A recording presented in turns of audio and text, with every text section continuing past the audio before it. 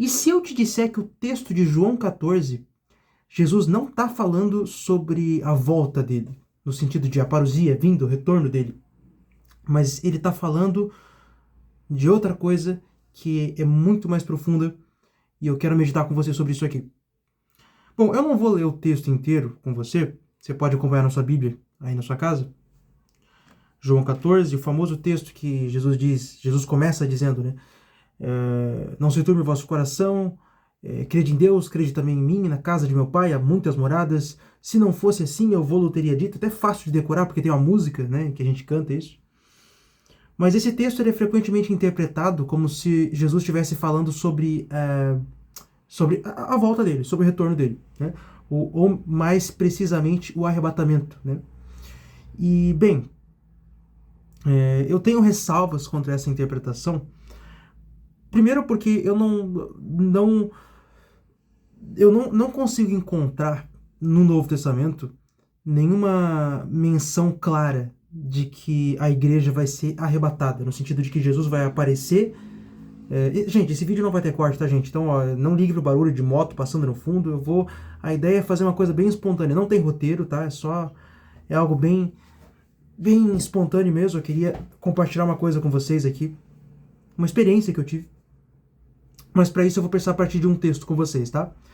Então, como eu estava dizendo, não existe no Novo Testamento uma menção clara, assim, direta, que não exija assim muita interpretação e muita articulação em cima, que permita a gente defender a ideia de um arrebatamento, né? De Jesus aparecer na nuvem, daí a igreja se encontra com ele e Jesus leva a gente lá para o céu. Claro, existe aquele texto de 1 Tessalonicenses, que os mortos ressuscitam, né, o soar da trombeta, a gente se encontra com o Senhor nos ares, mas uma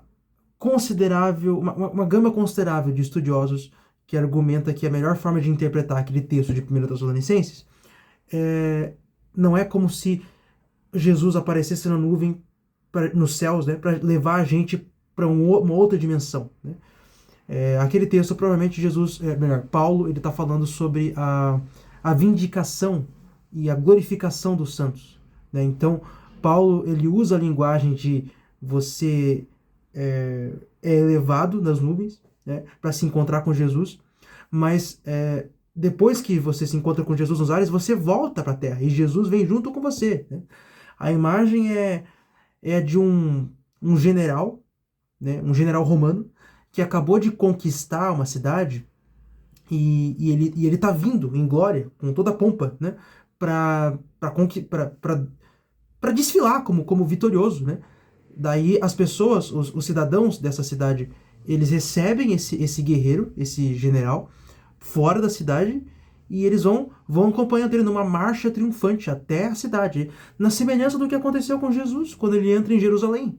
Se vocês se lembrarem, a entrada triunfal de Jesus em Jerusalém, o povo de Jerusalém sai da cidade, recebe Jesus lá no caminho da cidade, Jesus está montado no jumentinho, recebem eles com palmeiras, né, com palmeiras não, com ramos de oliveira, melhor dizendo, e saem clamando, Hosana, Hosana, filho de Davi. Então, a imagem é precisamente essa, lá em 1 Tessalonicenses.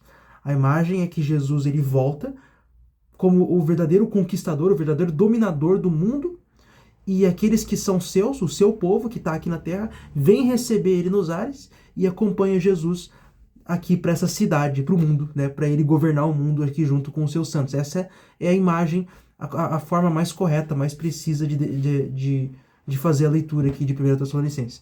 Então, não existe uma ideia clara de arrebatamento no Novo Testamento. O único empecilho, talvez, seria esse texto aqui de João 14, quando Jesus ele diz, na casa de meu pai há muitas moradas, quando eu vos tiver preparado lugar, virei de novo e vos levarei para mim mesmo. Nossa, parece que o texto aqui está falando que Jesus ele vai arrebatar a igreja, mas, de novo, esse texto não está falando sobre a volta de Jesus. Ele não está falando sobre o arrebatamento de Jesus. Esse texto está falando de uma coisa muito mais profunda e eu vou mostrar aqui para vocês. Primeiro que o tema da volta de Jesus, ele não é claro, ou pelo menos não é muito recorrente, pelo que eu me lembro aqui, se você lembrar de algum texto no Evangelho de João. em que Jesus mencione a volta dele, né, o dia em que ele vai voltar, a parousia, você me diz aí nos comentários. Mas até onde eu me lembro aqui agora, o retorno de Cristo não é um tema recorrente no Evangelho de João. A gente tem referências à parousia de Cristo na literatura joanina, restante, nas cartas, né, especialmente no Apocalipse, claro, mas no Evangelho de João não tem esse tema não aparece. Bom, o Evangelho de João, ele tem alguns temas, né? Se eu perguntar para você, talvez o primeiro que você me diga seja o amor, né? João é o apóstolo que mais, é o autor do Novo Testamento que mais discursa sobre o amor, sobre a verdade, sobre a luz em oposição às trevas, né? Ele tem uma preocupação muito grande com estabelecer a identidade de Jesus, né? Ele é o pão da vida, ele é a videira verdadeira, ele é a ressurreição e a vida, ele é o caminho, a verdade e a vida. Inclusive esse texto se encontra aqui em João 14. Jesus é o Cristo, é o Messias, é o Rei de Israel. Jesus é o Eu Sou, né? O próprio Deus encarnado, é o Verbo, né? Então, Jesus é uma porção de coisas. A preocupação joanina aqui no Evangelho de João é definir a identidade de Jesus. Mas outro tema recorrente que aparece no Evangelho de João, eu quero que você acompanhe comigo, é o tema de Jesus como o novo templo, o templo da nova criação de Deus. Já vou explicar. Calma lá. Antes de a gente ir para os textos, né, eu não vou ler, de novo, eu não vou ler aqui com você, você pode acompanhar aí na sua casa. Eu não vou citar as referências, eu só vou mencionar os textos, tá? Como eu disse, esse vídeo aqui não tem roteiro nenhum, não tem preparo nenhum, é algo bem espontâneo mesmo. Eu vou apenas citar os textos, você procura depois aí na sua casa. Tá tudo no Evangelho de João, tá, gente? Antes de eu citar os textos, eu queria expor para você uma ideia cultural e histórica sobre o judaísmo do tempo de Jesus, o judaísmo do primeiro século, para a gente compreender como que essa galera, eles enxergavam a função do templo, aquele templo lá de Jerusalém, né? Novamente, peço desculpas, aqui vai ter barulho de fundo, gente. Esse vídeo não tem corte, tá? Como eu disse, é totalmente espontâneo. Enfim. Existia uma concepção geral no mundo antigo, no Antigo Oriente, né? Isso inclui Israel, de que o templo, seja o templo dos judeus, seja o templo dos cultos pagãos também, eles eram o local onde o céu e a terra se tocam, né? É o ponto singular do mundo, do cosmos, né? Em que as realidades espirituais e as realidades terrenas, físicas, eles se encontram, eles se tocam. O templo é o lugar onde Deus se encontra com a humanidade e a humanidade se encontra com Deus, ou os deuses, né? Se você for para outras religiões, né? Fora o judaísmo. Então, com o templo de Jerusalém, isso não era diferente, né? Então, se você for estudar, né, dentro da tradição das Escrituras, no Velho e no Novo Testamento, tanto o tabernáculo quanto o templo depois, mais tarde, né, ele representa esse lugar de encontro entre Deus e o homem.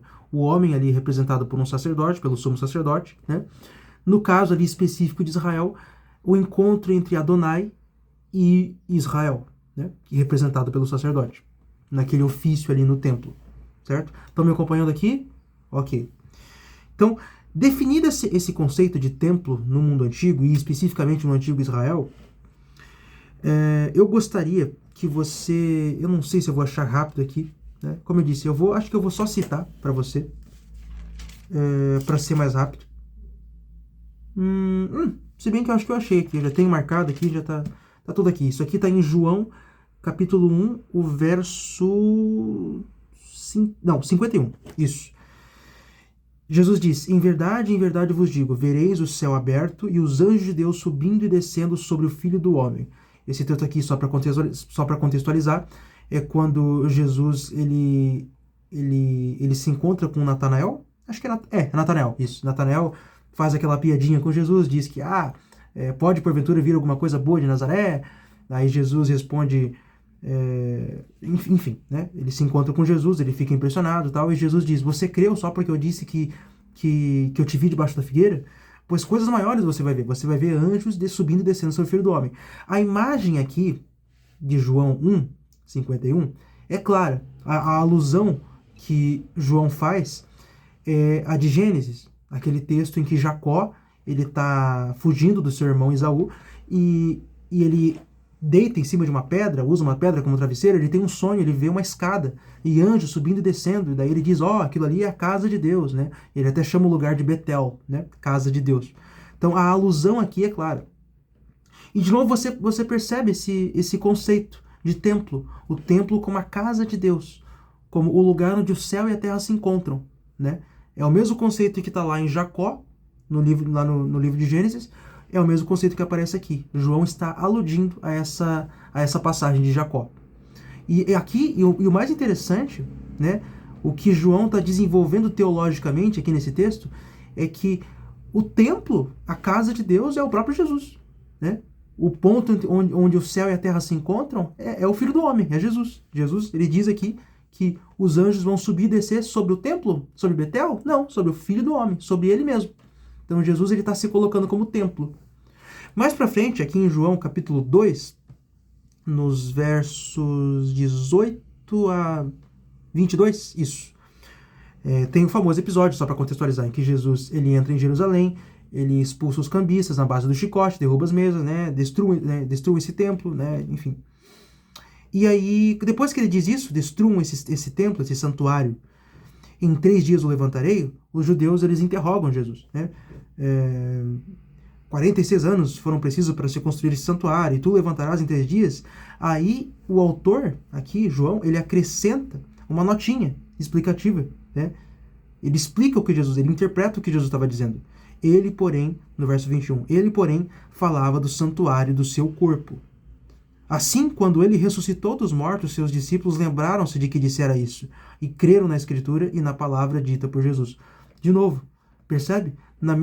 É o mesmo caso que no texto anterior, ali no capítulo 1 que a gente leu antes. Jesus está se colocando como o templo, o novo templo de Deus, o templo da nova criação. Jesus está se colocando como o lugar onde o céu e a terra se encontram, né? Agora não vai mais ser em Jerusalém, lá no templo, onde Deus vai entrar em contato com a humanidade, entrar em contato com Israel. Vai ser em Jesus, no próprio Jesus, né? É a ideia que Jesus está desenvolvendo aqui. Depois que ele ressuscitar dentre os mortos, o corpo ressurreto dele, glorificado, vai se tornar esse templo, esse lugar onde o céu e a terra se encontram. Mais para frente, na passagem que Jesus ele está conversando com a mulher samaritana, no capítulo 4, você tem aquele famoso dito de Jesus em João, né, para a mulher samaritana, no verso 21 a 23. Acredita-me, mulher, vem a hora em que nem nesta montanha, nem em Jerusalém adorareis o Pai. Vós adorais o que não conheceis, nós adoramos o que conhecemos, porque a salvação vem dos judeus. Mas vem a hora, e é agora, em que os verdadeiros adoradores adorarão o Pai em espírito e em verdade. Então a mulher questiona Jesus. Nós devemos adorar a Deus aqui em Samaria? Ou nós devemos adorar lá no templo em Jerusalém? Jesus diz, está chegando a hora que não vai ser nem nesse monte, nem lá em Jerusalém. Os verdadeiros adoradores adorarão ao Pai em espírito e em verdade. Então, Jesus dá mais uma pista aqui sobre como é que vai funcionar esse mecanismo, né, espiritual em que o céu e a terra se encontram, na nova aliança, na nova criação, no que está vindo de novo por aí, a partir do evento Cristo, a partir do evento Jesus, não vai mais ser pelo sistema do templo em Jerusalém, né? Jesus, ele traz uma noção, antes ele trouxe a noção, nos outros 2 textos que a gente leu, de que ele é o novo templo, de que o corpo ressurreto de Jesus será esse novo templo, esse ponto onde o céu e a terra se encontram. E agora ele diz aqui que o local de adoração é no interior, no espírito, né? Olha que interessante. Então, João ele já vinha trabalhando esse conceito de templo, né, nos capítulos anteriores, né? Ele vai desenvolvendo isso. Aí a gente chega aqui em João 14, aí você tem aquele texto, né, que eu comecei citando aqui nesse vídeo. Cesse de perturbar-se o vosso coração, crede em Deus, crede também em mim, na casa de meu pai há muitas moradas, se não fosse assim, eu vos teria dito, pois vou preparar-vos um lugar. E quando for e vos tiver preparado o lugar, virei novamente e vos levarei comigo, a fim de que onde eu estiver, estejais vós também. Como eu disse, esse texto ele é frequentemente lido como se Jesus estivesse falando do arrebatamento. Jesus vai vir e vai levar a gente para estar com ele, para que onde ele estiver, nós estejamos também. A questão é que a vinda de Jesus não é um tema, o arrebatamento, né? O arrebatamento em si não é um tema que aparece no Novo Testamento como um todo. O arrebatamento da igreja, isso é um conceito recente que foi inventado pelas igrejas evangélicas, né? Não é um conceito antigo na história da igreja. E o tema da vinda de Jesus em si, que sim, é um tema que aparece no Novo Testamento, mas ele não é recorrente na literatura do Evangelho de João. Então, e assim, uma coisa que a gente precisa observar aqui nesse texto, e é o que começa a trazer confusão pra gente, para nós ocidentais, né? Nós somos ocidentais, nós não somos judeus, nós somos ocidentais, né? Pelo menos eu acho que você que está me assistindo não é um judeu, você não nasceu no Antigo Oriente Próximo, né? Você é um cidadão do século XXI, provavelmente brasileiro, né? Então, quando a gente lê na casa de meu pai há muitas moradas, o que vem na nossa mente? A casa do pai, a casa de Deus. A gente pensa o quê? No céu, né? Então a gente pensa que é como se Jesus estivesse dizendo que na casa de Deus, lá no céu, existem muitas moradas. Que Jesus está indo para o Pai, lá para o céu, e que ele vai preparar um lugar para a gente no céu, e que quando ele voltar, ele vai levar a gente para o céu. É isso, é assim que a gente interpreta. E a confusão começa exatamente aqui no verso 2, na casa de meu pai. A questão é que casa de Deus, na concepção judaica, Jesus era judeu, os discípulos eram judeus, as pessoas para quem Jesus estava falando aqui, os seus discípulos, eram todos judeus.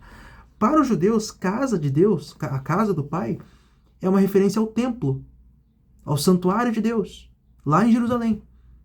Né? É a casa de Deus lá em Jacó, lá em Gênesis, lá em Betel, que ainda não é o templo de Jerusalém, o lugar onde o céu e a terra se encontram, lembra? É a casa de Deus em Jerusalém. É o templo. Então Jesus, ele provavelmente tem em mente aqui um templo, um lugar de habitação, onde Deus, ele habita com o homem, né? Esperar passar essa moto aí para não confundir o barulho. Então, quando a gente enxerga aqui que no verso 2 a casa do Pai não é o céu e sim o templo, então o texto ele fica mais claro pra gente, né? Na casa de meu pai há muitas moradas, se não fosse assim, eu vos teria dito, pois vou preparar-vos um lugar, e quando for e vos tiver preparado o lugar, virei novamente e vos levarei comigo. A ideia aqui é que Jesus ele está sendo tirado dos discípulos. Né? Se você analisar o contexto, Jesus ele está consolando os discípulos porque ele disse, eu vou ser preso, eu vou ser morto, eu vou ser tirado de vocês. Os discípulos ficam tristes, Jesus começa a consolar eles. Ele diz, não se preocupem, eu vou, mas eu volto. E o mundo, é interessante que eu não vou saber aqui agora achar fácil aqui o texto, mas tá nessa perícope maior aqui das últimas instruções aos discípulos. Né? Jesus ele diz algumas vezes que o mundo não me verá mais, mas vós me vereis. Né? Então Jesus ele não tá acessível agora para o mundo. Não existe nenhum homem lá em Israel hoje, chamado Jesus, e é o Jesus ressurreto que está acessível, pode ser entrevistado lá com câmeras e tudo. Não, Jesus não está visível para o mundo hoje. Tampouco está aparentemente reinando, né? Jesus ele só está visível para nós, no nosso coração, no nosso interior, não é? Então, o que Jesus está dizendo aqui é que quando ele for para o Pai, ele vai preparar um lugar para a gente. E esse lugar, que era originalmente o templo, que era originalmente, na concepção judaica, a casa de Deus, agora não vai mais ser aquele lugar lá em Jerusalém, a casa de Deus.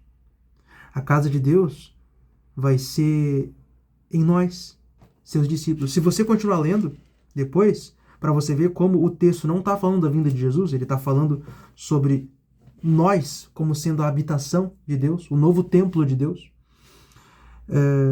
Filipe pergunta, né? Senhor, para onde vais? Né? Não, ele pergunta, Senhor, mostra-nos o Pai, isso nos basta, inclusive aludindo ao texto de Êxodo 33, quando Moisés pede para ver a glória de Deus, o que Filipe está pedindo é uma teofania, para que Jesus faça Deus aparecer ali para eles. Aí Jesus diz, há tanto tempo estou convosco que tu não me conheces, Filipe. Quem me vê, vê o Pai. Como pode dizer, mostra-nos o Pai? Não crês que estou no Pai e o Pai está em mim? Então, Jesus apresenta outro conceito aqui, né? O Filho está no Pai e o Pai está no Filho. É quase paradoxal isso aí, para não dizer, é paradoxal. Né? O Pai e o Filho, eles habitam um no outro, certo? Mais para frente, no verso 20, Como eu disse, esse vídeo não tem corte. No verso 20, Jesus diz: nesse dia compreendereis que estou em meu Pai, e vós em mim, e eu em vós. Então não só Jesus está no Pai, e o Pai está em Jesus, como Jesus ele vai estar em nós, e nós nele. Ele fala isso várias vezes aqui. Se alguém me ama, guardará minha palavra, e meu Pai o amará, e a ele viremos, e nele estabelecemos morada. É interessante, né?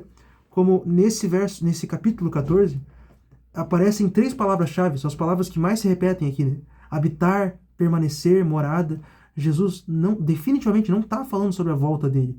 Ele está falando de um lugar íntimo, de habitação. Ele está falando do templo. Esse conceito que já era tema do Evangelho de João, já estava sendo desenvolvido lá no começo, nos primeiros capítulos do Evangelho, ele reaparece aqui de modo culminante. Jesus está dizendo expressamente: o templo não vai mais ser lá em Jerusalém. O templo vai ser vocês. O templo, melhor dizendo, até fiz uma anotação aqui na minha Bíblia mesmo. O novo templo não é um lugar físico. É uma realidade espiritual, onde o Pai habita no Filho e o Filho habita no Pai. E onde ambos habitam nos discípulos, em nós. E os discípulos habitam no Pai e no Filho. Então, não é um lugar, é uma realidade em que o Pai habita no Filho, o Filho no Pai e nós em Deus, e Deus em nós. Paradoxos, paradoxos. E como é que se dá essa habitação? Através do Espírito. Jesus mesmo disse, né, que... Deixa eu ver aqui, onde é que está isso? Que ele vai enviar o Paráclito, né, das nossas traduções, o Consolador, né? Se me amais, observareis meus mandamentos, verso 15, e rogarei ao Pai, e ele vos dará outro Paráclito, para que convosco permaneça para sempre, o Espírito da verdade, que o mundo não pode acolher, porque não o vê nem o conhece, vós o conheceis, porque permanece convosco e em vós será. Não vos deixarei órfãos, eu virei a vós. De novo, a ideia de que Jesus está vindo aqui não é a ideia de que Jesus está voltando no sentido da parousia, no sentido apocalíptico. Eu vou usar essa linguagem do termo. Não que isso aqui não seja sobre escatologia, isso é um outro tema que a gente pode falar depois. Mas isso aqui não é sobre a vinda de Jesus. Quando ele diz, eu virei a vós, ele não está falando do retorno dele, escatológico. Ele está falando do estado em que ele habita em nós através do Espírito, através do Paráclito, do Consolador. Né? E é muito interessante isso. Como João 14, então, ele está falando da igreja, dos discípulos, né? Como sendo esse lugar de habitação. Não sei se eu fui claro com vocês aqui. A questão é por que eu trouxe esse texto, né? Além, é claro, de elucidar uma questão que tem muita confusão nas igrejas, muita gente olha esse texto e acha que está falando do arrebatamento e o texto não está falando sobre arrebatamento. Provavelmente não, muito difícil, tá? Até porque a própria ideia de Jesus ele descer para levar a gente para um outro plano é uma ideia que foge do escopo, do arcabouço de pensamento judaico, né? Então, a ideia de o mundo sendo mal, a matéria sendo má, né? E nós precisarmos nos desfazer dessa matéria e ir para um outro plano, né? No além, isso é uma ideia grega, né? Uma ideia pagã. E isso não encontra correspondência nas versões mais tradicionais, pelo menos, de judaísmo, do judaísmo antigo, aquele judaísmo que provavelmente foi o judaísmo de Jesus, dos discípulos e da maior parte daqueles que habitavam a Galiléia e a Judéia do primeiro século. Né? Fora ali os saduceus, que eram mais helenizados, né? Estavam mais em diálogo ali com o pensamento grego, fora eles, fariseus, zelotes, essênios, Jesus, o movimento de Jesus, todos eles tinham esse ar mais apocalíptico, mais tradicional judaico, né? De que não que o mundo é mau, não que a matéria é má, o mundo precisa ser destruído e nós, os salvos, né, precisamos ser levados para um outro plano, no além, um plano espiritual. Não. A ideia é que o próprio Deus, ele criou o mundo originalmente bom. Isso inclui a matéria. A matéria, ela é essencialmente boa, ela só foi corrompida. Deus, ele vai restaurar o mundo, ele vai restaurar a criação. E quando isso acontecer, ele vai restaurar os nossos corpos, né, onde existe a crença na ressurreição dos mortos, na ressurreição escatológica, né, dos mortos. E quando essas coisas, esses eventos apocalípticos acontecerem, não em que Deus vai destruir a terra, mas ele vai restaurar a terra, então o céu e a terra vão se unir, vão se unificar, vão se tornar uma realidade só. Deus vai habitar com os homens e você encontra essa ideia claramente lá no final do livro de Apocalipse, se você for conferir depois. Então, a ideia de um arrebatamento não faz sentido dentro do arcabouço judaico, dentro da mentalidade de Jesus, dos discípulos, daquela primeira comunidade de cristãos, simplesmente não faz sentido. Se você acredita no que o Novo Testamento diz, simplesmente não faz sentido você acreditar em arrebatamento. O que vai acontecer, tanto lá no texto de 1 Tessalonicenses, quanto em qualquer outro texto em que fale da vinda de Jesus, no Novo Testamento, é que Jesus ele vai voltar e ele vai reinar com os seus santos nesse mundo. Só que não é o mundo do jeito que ele está agora. É um mundo restaurado, um mundo bom, é uma nova criação. Né? Até Paulo ele usa nos seus textos, nas suas cartas, a linguagem de nova criatura. Por que Paulo chama a gente de nova criatura? Porque nós somos os cidadãos, o povo que vai habitar nesse mundo renovado, nessa nova criação. Né? E onde é que esse texto de João 14 se encaixa dentro dessa cosmovisão? Ele se encaixa, e nós não podemos diminuir, né, o sentido apocalíptico de João 14, ele se encaixa no sentido de que essa criação ainda não chegou, essa nova criação, esse mundo restaurado. Jesus ele ainda não retornou. Né? Nós ainda nos encontramos tristes porque o noivo foi tirado. Né? Aquele texto, né, que os discípulos de João Batista e os fariseus, eles questionam Jesus por que eles não jejuam, né? E Jesus diz que o noivo não convém jejuar enquanto o noivo está com os convidados, está com seus amigos. Né? Quando o noivo for tirado, então jejuarão. Jejum, dentro da concepção judaica, ele denota luto, lamento, tristeza. Né? Não faz sentido ficar triste enquanto o noivo está aqui com a gente. Né? Jesus estava com a gente, estava com os discípulos, né? 2000 anos atrás, ele foi tirado, ele foi para o Pai, e agora nós estamos tristes, porque ele foi embora. Mas ele vai voltar no dia da parousia, e ele vai reinar com os seus santos aqui nesse mundo, um mundo restaurado e bom. Enquanto isso, o que vai acontecer? Ele vai deixar a gente órfão? Ele vai deixar a gente desamparado? Não, ele volta para nós, no sentido aqui do texto, não no sentido de parousia, mas volta no sentido espiritual, para nos enviar o Espírito. E por meio do Espírito, tanto ele quanto o Pai, que habitam um no outro, passam a habitar em nós. E nós nos tornamos o templo de Deus. A ideia é que Jesus ele se torna o templo definitivo de Deus. Lá na glória, lá na esfera de habitação divina. Lá nas regiões espirituais, nas regiões celestiais. Jesus ele se torna o templo de Deus. O lugar onde o céu e a terra se encontram. E nós, seus discípulos, seu povo, nós nos tornamos a expressão disso aqui na Terra. Por isso que depois, mais tarde, Paulo ele vai usar a linguagem de templo para se referir à igreja também. Mas, ao mesmo tempo, ele usa, o mesmo Paulo, ele se refere a Jesus também como sendo o templo. Quando você vai lá, quando você abre em Colossenses 1, você vê aquele hino cristológico de Colossenses 1, Paulo dizendo, nele foram criadas todas as coisas, tanto as do céu quanto as da terra. Deus o constituiu como cabeça da igreja, o primogênito dentre os mortos, a fim de conciliar tudo, tanto as coisas que estão no céu quanto as coisas que estão na terra. Aquele hino cristológico, ele está ecoando isso, essa ideia de que Jesus é o novo lugar onde o céu e a terra se encontram. Né? E a igreja é a expressão disso, dessa realidade crística aqui na terra.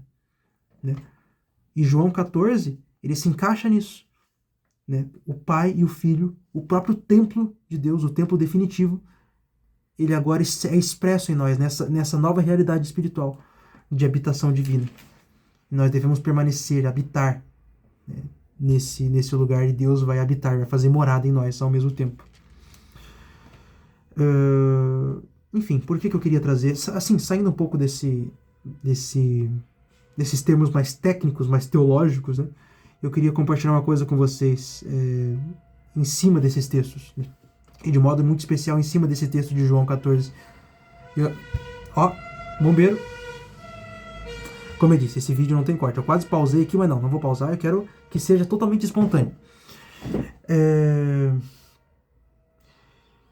Eu tava aqui no meu quarto. Esse aqui é o meu quarto, a propósito. Fazendo aqueles meus 15, 20, meia hora, né? 15, 20 minutos, meia hora de silêncio antes de eu começar a orar, como sempre eu costumo fazer. Eu sempre fico um pouco em silêncio antes de começar a orar. E eu estava aqui voltado para minha janela, que a propósito eu descobri esse ano recentemente que ela é voltada para Jerusalém. A minha janela é certinha na direção de Jerusalém. Eu fiquei tão fascinado com isso. Não que isso tenha algum sentido espiritual, simbólico, né, que você precise aplicar. Não há nada nas escrituras que prescreva que você deve orar voltado para Jerusalém. Isso era um costume dos judeus. Isso é uma coisa mais minha entre eu e o Senhor. Por que eu faço isso? Porque eu acredito, né, piamente que quando o Senhor voltar, quando Jesus retornar, por ocasião da parousia dele, a gente vai ver, as escrituras dizem que todo olho verá, né? E a gente vai ver ele naquela direção, porque é lá daquela direção que ele subiu. Logo, faz todo sentido acreditar que ele vai, de alguma forma, algo sobrenatural vai acontecer e todos os lugares, todas as regiões do mundo vão ver alguma coisa, algum brilho, sei lá, alguma coisa vindo daquela direção. É uma fé pessoal minha, uma interpretação minha, não tem nada a ver com isso. Eu posso estar completamente errado também, né? Enfim, desde então desde que eu descobri que aquela direção, a direção da minha janela, é a direção de Jerusalém, eu tenho orado, feito quase todas as minhas orações naquela direção, como um símbolo pessoal meu de esperança. Isso é uma coisa entre eu e Deus, não é necessariamente uma regra. E eu estava aqui, né, no meu quarto essa semana, um pouco chateado com algumas coisas, um pouco cansado, na verdade, das coisas, né, das correrias e tudo mais. E nossa, esse é o momento mais espontâneo do vídeo. Eu preciso ser o mais sincero possível com vocês. Como eu disse, esse vídeo não tem roteiro. E eu tava lá no meu mundo interior, né? Pra você que não sabe, né? Eu tenho um mundo interior, um lugar dentro de mim para onde eu vou, para onde eu me retiro quando eu tô cansado das coisas, quando eu tô quando eu não tenho para onde ir, quando eu tô um pouco sem esperança, né? E na maior parte do tempo eu tô assim. E eu me retiro para esse lugar interior. E eu tava aqui voltado para Jerusalém, nesse meu mundo interior, pensando. E eu queria descrever para vocês esse lugar. É um lugar. É uma colina. Eu imagino, uma colina verdejante. A grama verde, viçosa. Em cima da colina, uma cabana rústica. Ao fundo você vê montanhas, aquelas montanhas enormes, assim, com neve no topo, igual os Alpes suíços. O clima é fresquinho, agradável, do jeito que eu gosto, eu adoro frio. Um riacho no fundo, no fundo não, né, embaixo da colina, com águas cristalinas, tão claras que eu posso ver o leito. Tem mais coisas que eu imagino, mas eu não vou entrar em todos os detalhes aqui. O ponto é que, naquela cabana rústica, simples, humilde, porém bela, tem Jesus lá na porta me esperando. Pão recém-tirado do forno, o cheiro vem na minha direção. E Jesus tem preparado chá e a gente vai ficar longas horas conversando lá dentro daquela cabana ou passeando pelos bosques. E é um lugar que eu não preciso de dinheiro. Eu não preciso estar ali à mercê das correrias, eu tenho que ficar contando o tempo, as horas. Não, agora é a hora de ir embora. Não tem amanhã, não tem semana que vem, não tem nada disso. O tempo simplesmente não passa.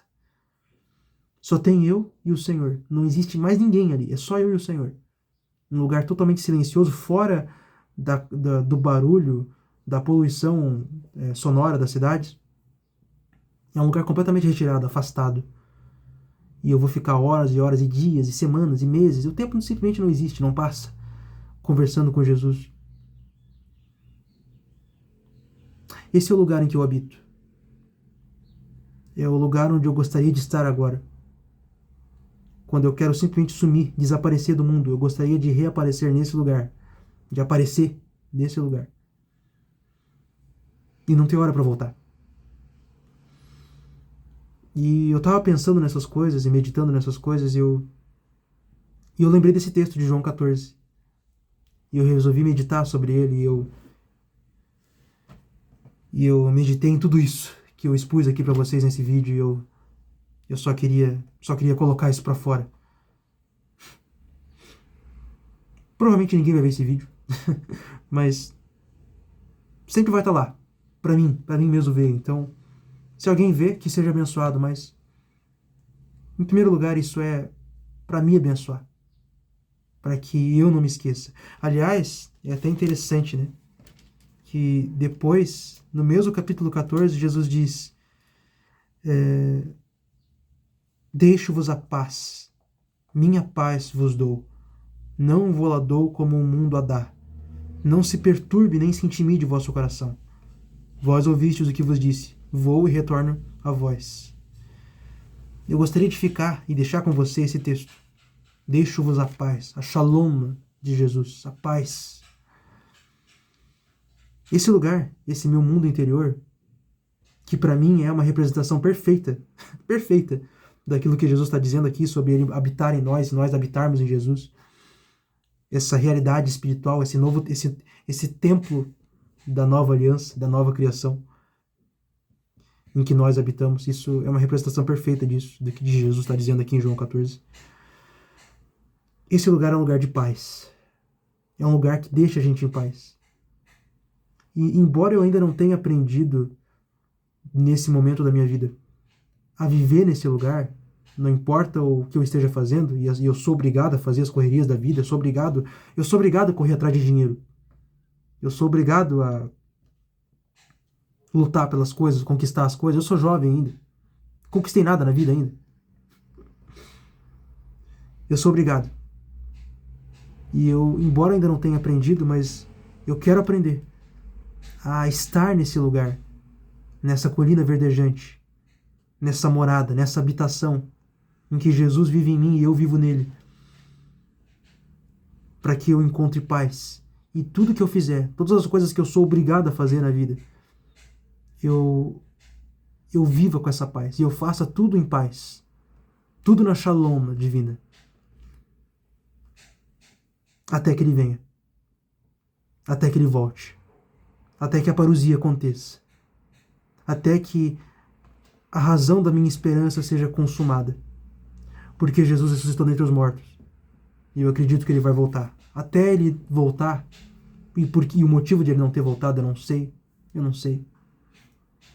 Mas até ele voltar,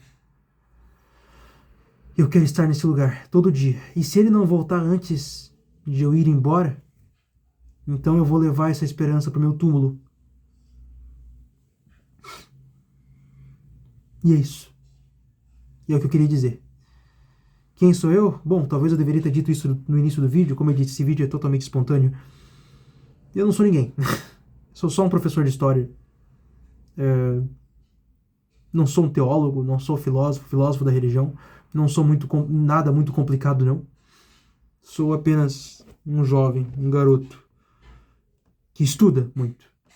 Especialmente sobre a história do antigo Israel, Jesus histórico, essas coisas. Adoro essas coisas. Me interesso muito por essas coisas.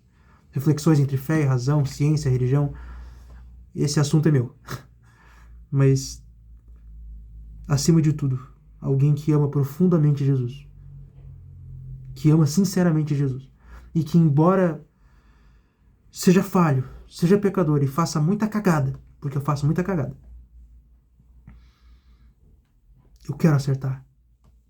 Eu quero fazer o que é certo. Eu quero viver nesse lugar, nesse mundo interior, nesse templo. Esse templo espiritual, todos os dias da minha vida. Como disse Davi naquele salmo, né? Uma coisa peço ao Senhor e a buscarei, que possa habitar na casa do Senhor todos os dias da minha vida e inquirir no seu templo, no seu santuário. É essa a ideia. Enfim. Peço que, se você gostou desse vídeo, se é que tem alguém assistindo esse vídeo, né? Que você se inscreva, ative o sininho para receber novas notificações para esse canal de reflexão, fé e tudo mais. Fé, razão, diálogo. Se inscreva, ative as notificações, deixe o seu like, deixe o seu comentário, deixe sua opinião sobre isso. Se você se identificou em alguma coisa das coisas que eu disse aqui. Se você discorda da minha interpretação dos textos, fique à vontade também, desde que você seja respeitoso, coloque nos comentários respeitosamente. E é isso. Deus abençoe, que você fique na paz do Senhor Jesus.